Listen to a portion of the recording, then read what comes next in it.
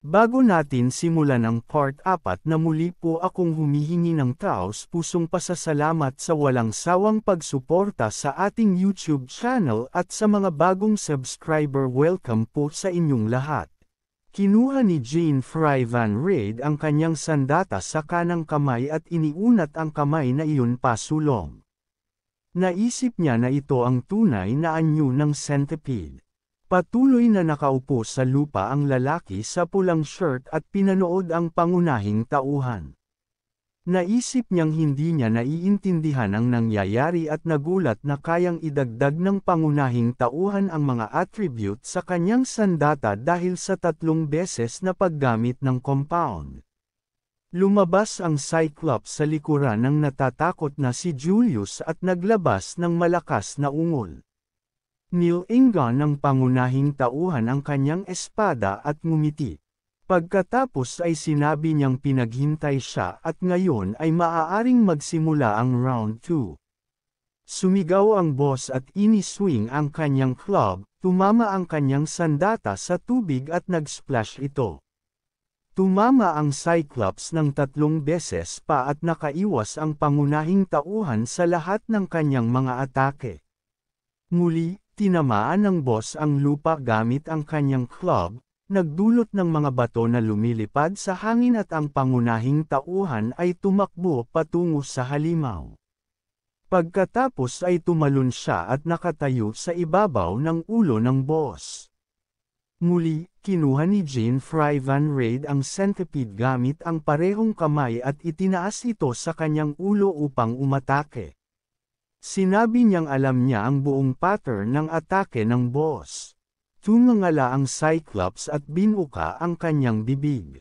Nagsagawa ang pangunahing tauhan ng maraming hampas gamit ang kanyang sandata habang nakatayo sa leeg ng halimaw.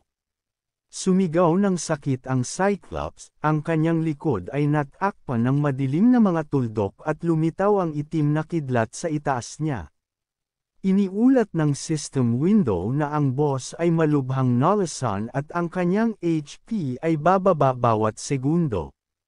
Itinaas niya ang kanyang mga kamay at naglabas ng isang galit na sigaw, pagkatapos ay lumabas ang lahat ng lason mula sa katawan ng halimaw. Iniulat ng system window na ang lason ay nawala. Muli, inikat ni Jean Fry Van Raid ang kanyang sandata at sinabi na gagawin niya ito ng maraming beses hanggat kinakailangan. Natakpan ng madilim na mga tuldok ang mukha ng boss. Iniulat ng system window na ang Cyclops ay malubhang nalasan. Muli, inabot ng boss ang kanyang mga kamay at muling sinabi ng system window na ang lason ay nawala. Ang mga binti ng boss ay natakpan ng mga madilim na mantsa mula sa lason. Iniulat ng system window na ang halimaw ay muling malubhang nalasan. Sinabi ng pangunahing tauhan na tila ang lason ang tamang sagot. Tumalon siya patungo sa leeg ng Cyclops na natakpan ng madilim na mga tuldok. Ang kanyang isang mata ay nakapikit at may puting likido na umaagos mula sa kanyang bibig. Muli siyang tumalon at nakatayo siya sa ibabaw ng ulo ng boss, pagkatapos ay naisip niyang tapusin na ito. Itinaas niya ang sandata upang itusok ito sa katawan ng halimaw. Lumingon ang mata ng Cyclops nang makita ang centipede ng pangunahing tauhan na tumusok sa kanyang papula ng mata. Sumigaw ang boss ng sakit at ang buong katawan nito ay natakpan ng madilim na mga tuldok. Iniulat ng system window na nagbigay ang pangunahing tauhan ng critical hit at na-activate ang Mind's Eye skill. Bumagsak ang Cyclops sa kanyang mga tuhod. Nakahiga sa lupa ang katawan ng halimaw at naglabas ng puting usok mula sa katawan nito. Si Jean Fry Van Raid ay lumuhad ng bahagya sa isang tunog. Ininform siya ng sistema na natalo niya ang Cyclops at nakakuha ng karanasan. Tumayo si Julius at humawak sa puno, nagsabi siya na kung talagang nangyari ito. Tumingin siya sa pangunahing tauhan na nakatalikod sa kanya, hawak ang espada sa kanyang mga kamay, at nagtataka kung ito na ba talaga ang parehong Jean-Fry. Nagkatitigan sila. Tumakbo si Julius sa kabaligtaran na direksyon mula sa pangunahing tauhan, iniisip na papatayin siya. Sinabi ng pangunahing karakter na parang umubra ito, pagkatapos ay inilagay niya ang sandata sa kanyang inventaryo at binuksan ang status. Ipinakita ng status window na ang pangalan niya ay Jean-Fry Van Raid, siya ay level 23. Ang kanyang propesyon ay compounder, HP 8 sa 169, MT 8 sa 65, Stir 21, Dep 72, at SPD 30, na may buff na 170 dahil sa impluwensya ng swerte 11, at siya ay nasa kritikal na kondisyon. Napansin ng pangunahing karakter na tumaas ng kaunti ang kanyang level at iisipin niya ang tungkol sa ginamit na SP mamaya. Isinara niya ang status window sa isang pag-alon ng kanyang kamay at binuksan ang inventory window. Iniulat ng system window na nakatanggap siya ng 350,000 gold mula sa Cyclops Fong na may rarity D at inimbitahan siyang tingnan ang natitirang mga gantimpala sa pamamagitan ng pag-click sa See More Below na button. Nakaipon ang pangunahing tauhan ng kanyang kamay sa kamao at ngumiti. Naisip niya na ang pagpatay sa boss ay nagbibigay ng maraming ginto at ipapadala niya ang ginto na ito sa kanyang ina. Itinuro niya ang kanyang hintuturo sa system window sa harap niya at sinabi na isa sa pinakamalaking bentahe ng paglalaro ng mag-isa ay ang kakayahang kunin ang lahat ng gantimpala para sa sarili. Sinabi ng pangunahing karakter na naglalaman ang mga gantimpala ng materyales na kailangan niya. Pagkatapos ay sinabi niyang nahanap niya ang materyales na ito. Ipinakita ng system window ang mata ng boss. Ininform nito ang pangunahing tauhan na ang item ay tinatawag na Cyclops Eyeball, may rarity na C, at inilarawan ang item bilang medyo grotesque na itsura na maaaring ibenta sa isang disenteng presyo. Sinabi ni Jean-Fry Van Raid na mas mabuti nang huwag pansinin kung paano ito tumingin. Pagkatapos ay ipinikit niya ang kanyang mga mata at isinara ang inventory window. Tumingin siya sa kanyang kanan at iniisip na nakuha niya ang isa sa mga materyales na kailangan niya upang lumikha ng susunod na nakatagong kagamitan. Mayroong isang kurbadang landas sa pamamagitan ng isang berdeng patag na napapalibutan ng malalaking bato. Iniulat ng system window na ang lugar na ito ay tinatawag na flat plain at isa ring diang dungeon. Nakatayo sa ilalim ng puno, sinabi ni Jean-Fry Van Raid na sa wakas ay nandito na siya at maraming alaala ang nakakabit sa dungeon na ito. Inilagay niya ang kanyang mga kamay sa likod ng kanyang ulo at biglang nalumbay ang kanyang mukha. Ibinalik niya ang kanyang mga kamay at humagupit ang hangin ng mga dahon mula sa mga puno. Naisip ng pangunahing karakter na ang pangunahing layunin ng laro ay pumatay ng Demon God sa lahat ng 7 kontinente, na nangangahulugang kailangan niyang simulan sa pinakauna na nasa kontinente na ito. Ang estatwa ng isang anghel na may mga pakpak na nakabukas at nakapatong ang mga kamay sa harapan nito sa panalangin. Naisip ng pangunahing tauhan na kailangan niyang hanapin ang pangalawang nakatagong kagamitan sa lugar na ito. Tumingin siya sa sandata sa kanyang kamay at sinabi na upang malutas ang pagsubok sa estatwa ng Fallen Goddess, kailangan niya ng Cyclops Eyeball at isa pang materyal na iyon ang dahilan kung bakit siya narito. Ang 3 halimaw ay nagpakita ng kanilang mga ngipin at umuungal habang papalapit ang pangunahing tauhan sa kanila. Tumakbo sila sa kanya, ngunit nakipaglaban ang pangunahing karakter gamit ang mga palo ng kanyang espada. Naisip niya, kailangan niyang itaas pa ang ilang level. Naglakad siya sa tabi ng mga bangkay ng halimaw na napatay. Naisip ni Jean Fry Van Raid na papatayin niya ang lahat ng Demon God at lilikha ng isang mapayapang mundo na walang halimaw. Ang kanyang kapatid na babae ay kausap ang kanyang ina habang may dalang tray ng mga pinggan. Mukhang napakababa ng silid na iyon. Naisip ng pangunahing tauhan na pagkatapos ma-liberate ang mundo, makakatanggap siya ng napakaraming pera upang makapagbigay ng magandang buhay sa kanyang pamilya. Ang kanyang mukha at mga damit ay natalsikan ng dugo ng mga halimaw. Sa mga sandaling ito, naisip ng pangunahing tauhan na isasara rin niya ang mga bibig ng mga taga-baryo na tumitingin sa kanya na may paghamak, kailangan lang niyang maging mas malakas. Naisip niya na maaari niyang makamit ang kahit ano. Pinunasan niya ang dugo mula sa kanyang mukha gamit ang palso ng kanyang kanang kamay na hawak ang kanyang sandata.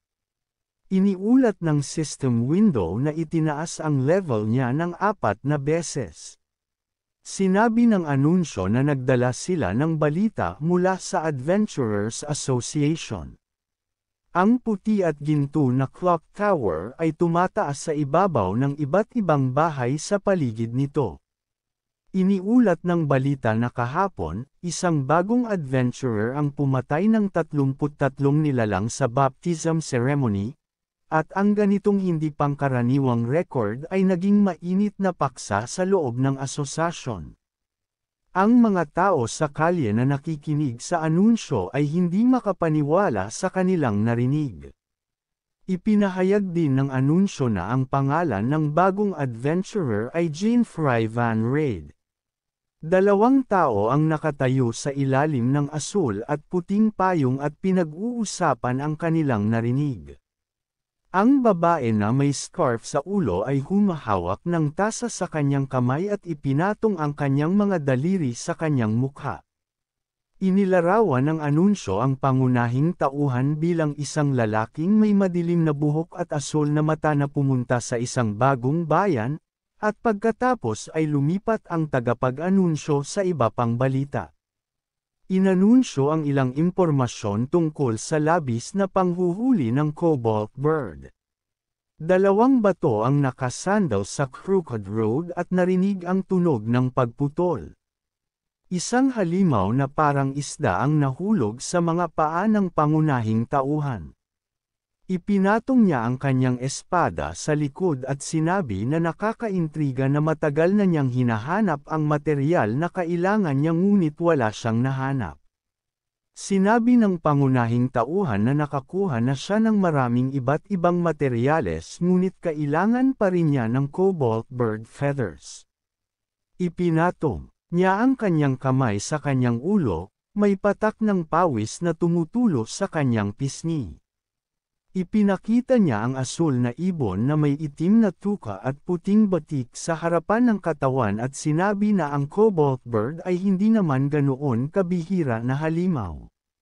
Mayroong 7 dungeons sa isang kontinente, 6 sa mga ito ay nakahanay mula F hanggang A, at ang ika-7 dungeon na tahanan ng Demon God ay may rank na S. Isang cobalt bird ang lumipad sa langit.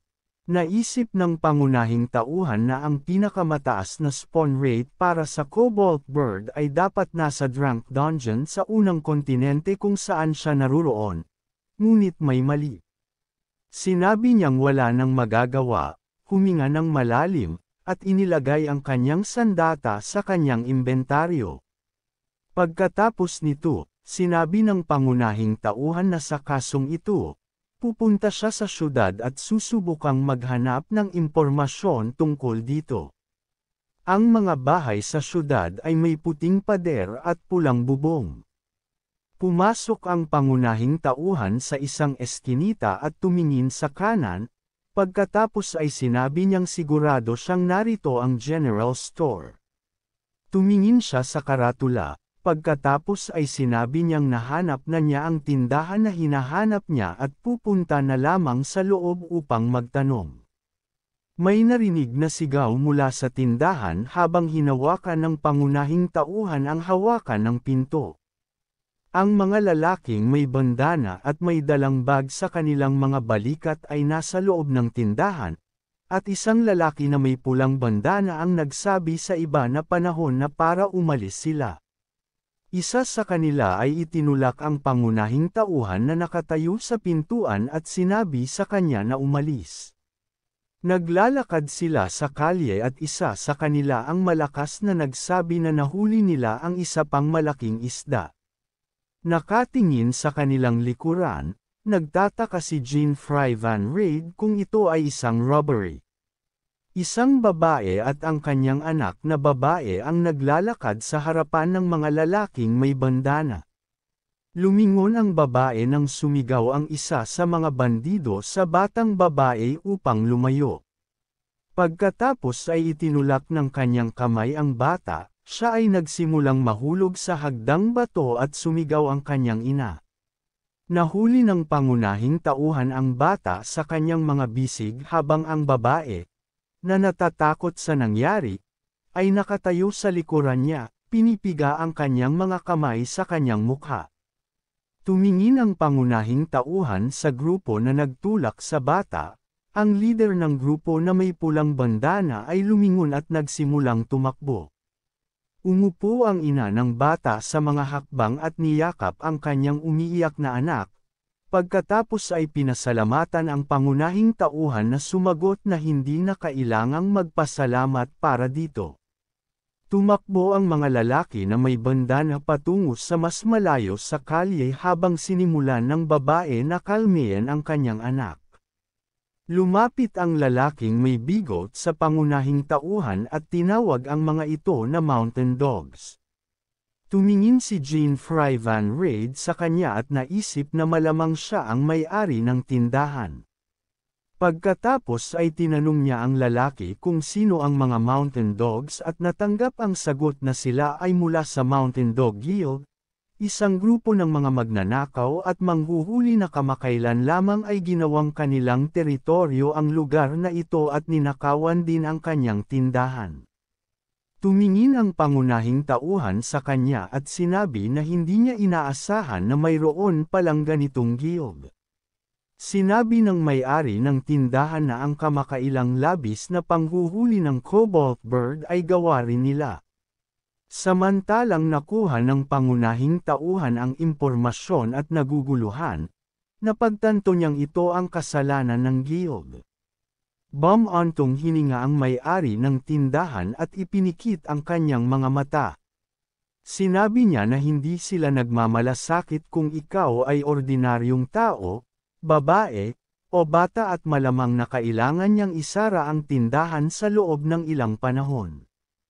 Pagkatapos nito, naghiwalay ang lalaking may bigot at ang babae na may anak, habang ang pangunahing tauhan ay nanatiling nakatayo sa kalsada.